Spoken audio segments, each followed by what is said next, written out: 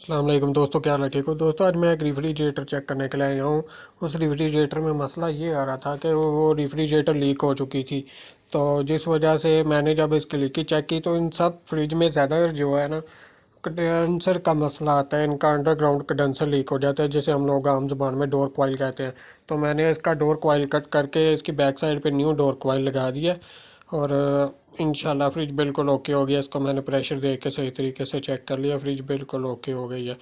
اور اب میں اس کو ویکیوم کرنے کے لیے جا رہا ہوں۔ اب میں نے اسے ویکیوم پہ لگا دیا، انشاءاللہ تھوڑی دیر میں یہ ریفریجریٹر ویکیوم ہو جائے گی، اور ویکیوم ہونے کے بعد انشاءاللہ میں اس کو گیس لگا دوں گا۔ تو دوستوں میرے چینل کو لائک کر دیا کرو، سبسکرائب کر دیا کرو۔ اتنی مشکل سے یار آپ کے لیے میں ویڈیو بناتا ہوں، سارا دن کام کرتا ہوں، اس کے بعد آپ کے لیے ویڈیو بنا کے اپلوڈ کرنا، اسے ایڈٹ کرنا، یار پلیز لائک اینڈ سبسکرائب کر دیا کرے۔ اب میں نے اس کو جو ہے